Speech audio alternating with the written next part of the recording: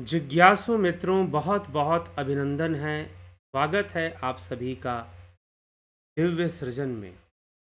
प्रत्येक दिवस की भांति आज फिर हम यहाँ पर यह लाइव चर्चा का कार्यक्रम शुरू कर रहे हैं। तो आज के इस लाइव चर्चा के कार्यक्रम का जो विषय है, आपको शायद सुनने में थोड़ा विचित्र लगे। विषय है कि प्रकृति भोग है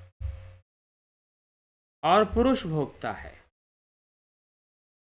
प्रकृति भोग है और पुरुष भोगता है।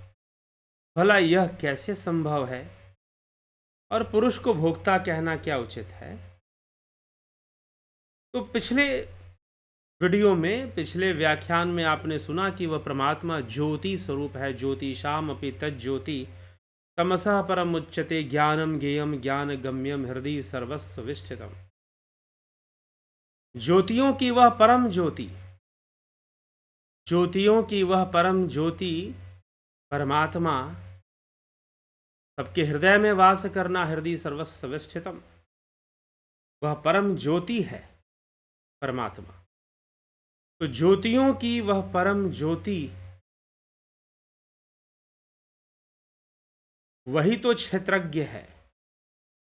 वही क्षेत्रज्ञ नाम से भी जाना जाता है। और इसीलिए कहा जाता है 18वें श्लोक में भगवान श्री कृष्ण 13वें अध्याय के अंतर्गत कहते हैं, इति क्षेत्रम तथा ज्ञानम ज्ञेयम चोक्तम समासतः मद्भक्त एतद विज्ञाय मद्भावायोपपद्धते।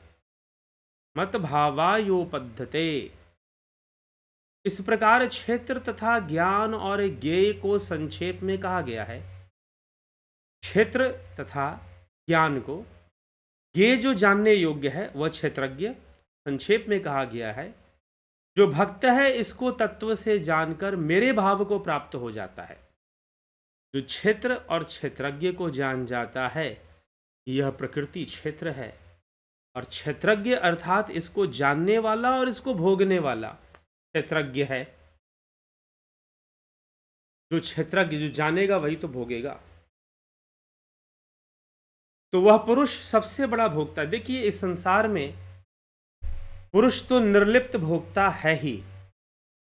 क्योंकि अब इसे भोक्ता क्यों कहा गया, यहां पर भी अगले श्लोक में भी 19वें और 20वें श्लोक में भी 13वें अध्याय के क्षेत्र क्षेत्रज्ञ विभाग योग नामक अध्याय 13वें अध्याय में भगवान कहते हैं प्रकृतिम, 19वें श्लोक और 20वें में, प्रकृतिम पुरुषम चैव विद्यनादि उभावपि विकारांश्च गुणांश्चैव विधि प्रकृति संभवान कार्यकरण कर्तृत्वे हेतु प्रकृतिरुच्यते पुरुषः सुख दुखानां भोक्तृत्वे हेतुरुच्यते। अर्थात प्रकृति और पुरुष दोनों को ही जानना चाहिए। प्रकृति और पुरुष दोनों को ही अनादि समझना चाहिए। और विकारों को, विकारों को, गुणों को भी प्रकृति से ही उत्पन्न समझना चाहिए। कार्यकरण कर्तृत्वे अर्थात कार्य और करण के द्वारा होने वाली जितनी भी क्रियाएं हैं उसको भी प्रकृति से उत्पन्न ही जानो।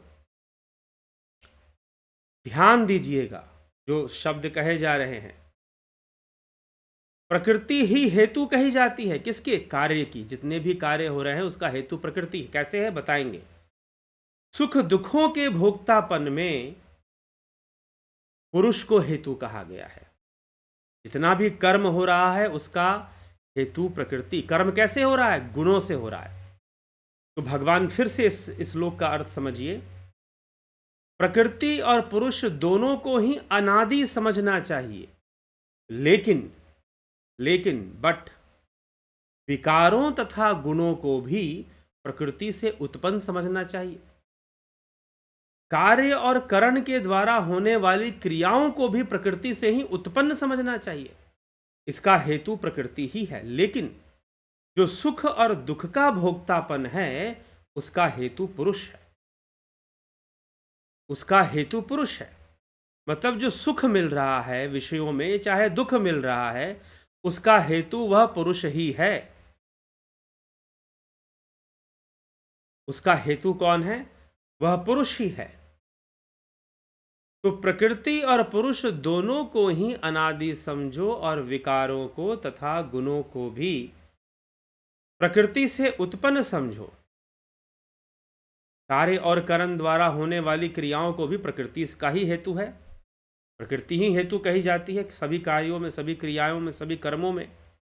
लेकिन जो सुख दुख का भोग होता है उसमें पुरुष को हेतु समझो। क्यों? क्योंकि भगवान पहले ही कह चुके हैं वह चैतन्य स्वरूप है, ज्योति रूप है, वह इंद्रियों को प्रकाशित करते हैं। अब इंद्रियों को प्रकाशित करते हैं वह परमात्मा जो प्रकाश स्वरूप है, वह चैतन्य रूप है, वह इंद्रियों को प्रकाशित करता है। तो इंद्रियों को प्रकाशित करने का अर्थ क्या है, तात्पर्य क्या है? अर्थात इंद्रियां अनुभव जो कर रही हैं, इंद्रियों के अंदर जो अनुभव शक्ति है, इंद्रियों के अंदर जो अनुभव करने की शक्ति है वह उस चैतन्य के कारण ही है। वह जो चेतना रूपी जो प्रकाश है, चेतना रूपी प्रकाश, ऐसे प्रकाश लाइट की बात नहीं कर रहे हैं हम यहाँ पर। जो चैतन्य स्वरूप है, जो सकाश स्वरूप है, वह जो है उसी से तो चल रहा है सब, सारी इंद्रिय गतिविधियां उसी से चल रही हैं। अगर इंद्रियों में वह ना रहे तो वह भी ना होगा फिर। तो संपूर्ण इंद्रिय गति जो चल रही है वह सब उस सकाश, उस चैतन्य से, उस प्रकाश से ही प्रकाशित होकर चल रही है। तो अब इंद्रियों का भोक्ता पुरुष, अब इंद्रियों के माध्यम से अनुभूतियां आएंगी। हो सकता है कि कुछ अनुभूतियां आनंद और सुख पैदा करें, हो सकता है कि कुछ अनुभूतियां दुख पैदा करें। आ तो इंद्रियों से ही रहे हैं। संसार में जितने भी सुख की आप कामना करते हो वो सब इंद्रियों के माध्यम से ही आपको प्राप्त हो रही होती हैं। और जितने भी अकस्मात दुख आ जाते हैं वह सब भी तो इंद्रियों के माध्यम से ही मिल रहे हैं। वह सब भी तो आपको इंद्रियों के माध्यम से ही प्राप्त हो रहे हैं। तो जो इंद्रियों के माध्यम से प्राप्त हो रहे हैं वो इंद्रियों में चैतन्य होने के कारण इंद्रियां कुछ अनुभव करने योग्य बनती हैं। लेकिन यह जो अनुभव हो रहा है सुख और दुख का, उसमें भोक्ता वह स्वयं पुरुष ही है। वह परमात्मा ही भोक्ता बन जाता है। वह क्षेत्रज्ञ ही इस क्षेत्र का भोक्ता बनता है, लेकिन वह निर्लिप्त रहता है। सुख दुख उसे व्याप्त नहीं होता, लेकिन प्रकृति के 3 गुणों से और पुरुष के सकाश से जो जीव अस्तित्व में आया है। जीव कैसे निर्मित हो गया भाई, प्राणी कैसे, अभी आगे के श्लोक में भगवान कृष्ण इसका रहस्य भी खोलेंगे कि जीव कैसे अस्तित्व में आ गया। तो पुरुष और प्रकृति, पुरुष का गुणों में जो व्याप्ति हुई, 3 गुणों में, 3 गुण कहां से आए? साफ साफ भगवान यहां कह रहे हैं कि प्रकृति से आए। इसी श्लोक में कह रहे हैं विकारान च गुणान अपि प्रकृति संभवान एव। जो विकार हैं और जितने भी 3 गुण हैं, सतोगुण, रजोगुण, तमोगुण, ये जितने भी गुण हैं और भी अनेकानेक जो गुण इनसे भी आगे जो बनकर बनते हैं, विकसित होते हैं गुण, तो ये सब के सब जो गुण हैं प्रकृति से ही उत्पन्न समझो। और जितने भी कार्य हो रहे हैं वो सब प्रकृति से ही हो रहे हैं। सब कुछ करने वाली वहां प्रकृति है। जितने भी कर्म हो रहे हैं प्रकृति से, लेकिन प्रकृति की क्रियाएं निर्भर हैं पुरुष के चैतन्य पर। वह पुरुष अपना चैतन्य प्रदान करता है प्रकृति को, और तभी इंद्रियां भी काम करती हैं, तभी प्रकृति के सारे काम होते हैं गुणों और विकारों के। लेकिन वह निर्लिप्त भोक्ता है, वह लिप्त भोक्ता नहीं है। वह दुख में लिप्त नहीं होता, सुख में लिप्त नहीं होता, लेकिन भोक्ता भी है। परम भोक्ता भी उसे कहते हैं। शिव सूत्र में भी इसकी बहुत सुंदर व्याख्या मानती है। शिव सूत्र तो ये कहता है कि पुरुष तो भोक्ता है ही, दूसरा कोई अगर भोक्ता बन सकता है तो उस पुरुष को साधने वाले योगी, वो योगी भोक्ता बन सकते हैं। अन्यथा संसार में प्रत्येक जीव या प्रत्येक मनुष्य भोक्ता नहीं है, भोग्य है। क्योंकि वो प्रकृति का अंग बन के जी रहा है, पुरुष का अंग नहीं बन रहा। वह उस चेतना की यात्रा नहीं कर रहा, वह प्रकृति की नश्वरता और परिवर्तनशीलता की ही यात्रा कर रहा है। तो वो भोग्य वस्तु बन जाता है। फिर योगी भोक्ता बनते हैं, लेकिन बाकी अन्य मनुष्य भोग्य वस्तु, मतलब प्रकृति इनको भोग रही है। तपो न तपता वयमेव तपता, महाराज भर्तृहरि कहते हैं भोगो न भुक्ता वयमेव भुक्ता। हम भोगों को नहीं भोगते, ये भोग हमें भोग जाते हैं। तृष्णा न जीर्णा वयमेव जीर्णा, तृष्णा कभी जीर्ण नहीं होती, यह शरीर जीर्ण हो जाता है। तृष्णा न जीर्णा वयमेव जीर्णा, भोगे न भुक्ता वयमेव भुक्ता। तो इसी प्रकार से हम भोक्ता नहीं बन पाते, हम भोग्य बन जाते हैं, हमें भोग लिया जाता है, प्रकृति भोग लेती है। लेकिन वह परमात्मा वास्तव में भोगता है, निर्लिप्त भोगता है, निष्काम भोगता है। वैसे ही योग मार्ग पर चलने वाले सांख्य योगी जब निष्काम कर्म योग करते हैं, निष्कामता से कर्म को साधते हैं, तो वह भी भोक्ता की श्रेणी में आने लग जाते हैं। इसीलिए संपूर्ण गुण, संपूर्ण विकार और संपूर्ण कार्य क्रियाएं सब कुछ प्रकृति का है। लेकिन जो सुख दुख का अनुभव हो रहा है उसके प्रति पुरुष ही भोगता है, पुरुष ही हेतु बनता है, भोक्तापन का हेतु। ठीक, भोक्तापन का हेतु, क्योंकि पुरुष के होने से ही, चैतन्य के होने से ही, वो चैतन्य स्वरूप है ना, सकाश स्वरूप है, तो इंद्रियों को भी सकाश प्रदान करता है, इंद्रियां कार्य करती हैं। उससे जो सुख दुख में अनुभूति में भोक्तापन आता है, उसका हेतु, उसका कारण पुरुष, उसका हेतु पुरुष है। पुरुष के होने के कारण ही यह संभव हो पाता है कि हम सुख दुख का अनुभव करते हैं। लेकिन यह पुरुष का जो, अब समस्या यह है, ये तो हमें अनुभव हो ही नहीं रहा है, हम तो प्रकृति पुरुष को कोई अलग अलग जानते ही नहीं है। इसलिए श्रीमद् भगवद गीता में ये पूरी तरह से सांख्य शास्त्र पर आधारित है। कभी सांख्य सूत्र पढ़िए या सांख्य दर्शन को कभी समझने का प्रयास कीजिए, आपको बातें समझ में आएंगी। ये पूरी बातें सांख्य आधारित है। प्रथम शास्त्र, हमारे वैदिक दर्शन शास्त्रों में जो प्रथम शास्त्र है वो सांख्य है। उसमें पुरुष और प्रकृति की परिकल्पनाएं बताई गई हैं। तो पुरुष और प्रकृति की जो यह परिकल्पना है, यह जो पुरुष है और यह जो प्रकृति है, भोग्य है प्रकृति, और पुरुष भोक्तापन का हेतु बनता है। वो ना हो तो सुख दुख का अनुभव ना, लेकिन दोनों का भिन्न भिन्न ज्ञान होने से हमें सही ज्ञान होता है, आत्मज्ञान होता है। प्रकृति और पुरुष का, क्षेत्र और क्षेत्रज्ञ का भिन्न भिन्न ज्ञान प्राप्त हो तो साफ साफ पता चलता है कि क्या चल रहा है, वास्तव में क्या चल रहा है, और अब हमें कैसा जीवन जीना है, किस तरह से संयम के साथ, ज्ञान के साथ जीवन को आगे बढ़ाना है, यह समझने की आवश्यकता है। तो यही भगवान यहाँ पर इस श्लोक के अंतर्गत कह रहे हैं। 19वें और 20वें, प्रकृतिम पुरुषम चैव विद्यादि उभावपि विकारांश गुणाश्चैव विधि प्रकृति संभवान कार्यकरण कर्तृत्वे हेतु प्रकृतिरुच्यते पुरुषः सुख दुखानां भोक्तृत्वे हेतुरुच्यते। कार्यकरण और क्रिया का हेतु प्रकृति है, गुणों और विकारों का भी प्रकृति हेतु प्रकृति है, लेकिन सुख दुखानां भोक्तृत्वे, सुख और दुख का जो भोक्तापन है उसका पुरुष है। तो पुरुषः सुख दुखानां भोक्तृत्वे हेतुरुच्यते, सुख दुख के प्रति जो भोक्तापन है उसका हेतु पुरुष कहा गया है।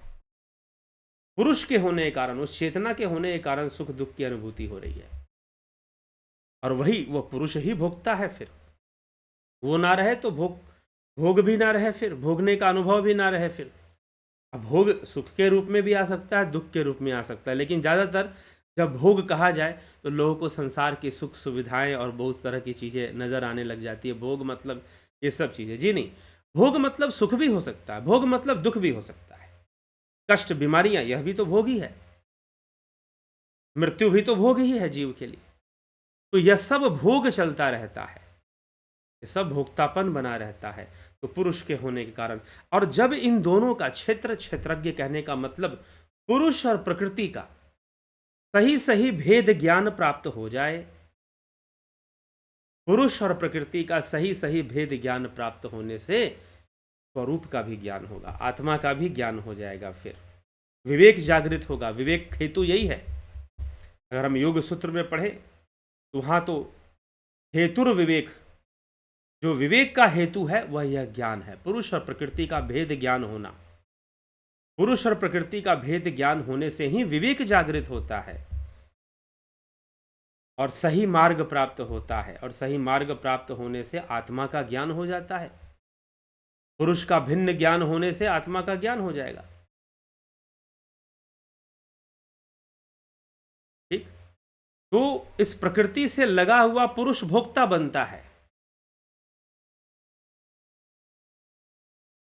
और गुणों का सहारा लेकर, अब गुणों का सहारा लेकर फिर अलग अलग जन्म भी होते हैं योनियों में, तो उसका व्याख्या भी भगवान कृष्ण आगे करते हैं।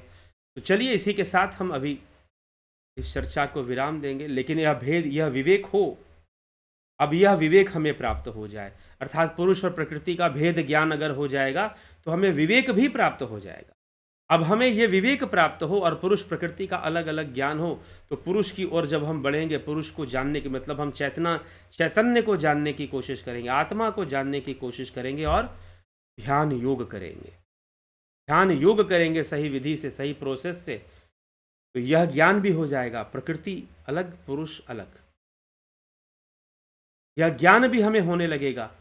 और फिर जब हम पुरुष में आत्मा में और लीन होने लगेंगे, ब्रह्मलीन, पता चलेगा ब्रह्म ही ब्रह्म है, ना कुछ प्रकृति है ना कुछ पुरुष, सब कुछ हुआ ब्रह्म ही पुरुष है और वही है सिर्फ।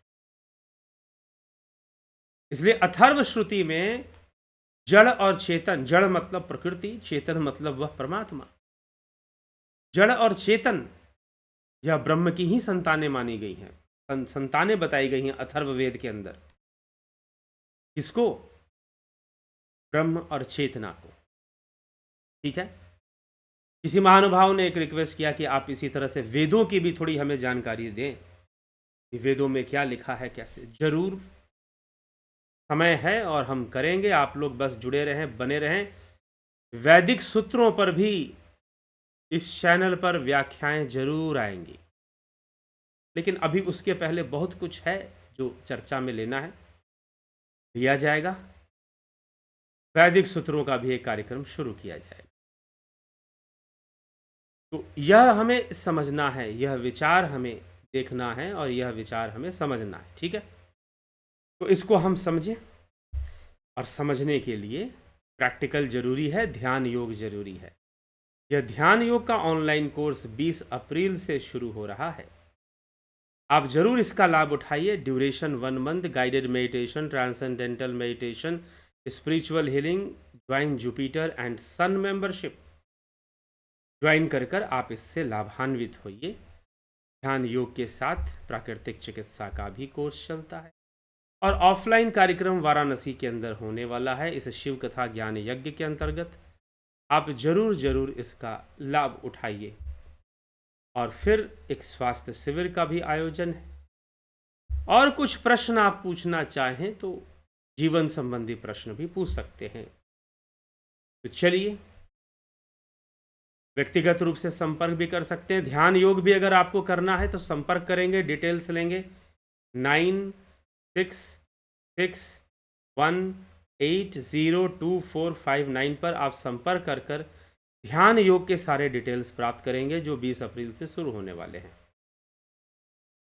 तो इसी के साथ अभी आज हम इस कार्यक्रम को विराम देते हैं। कल फिर मिलेंगे 9 PM लाइव चर्चा में। बहुत बहुत आभार आप सभी का। ओम।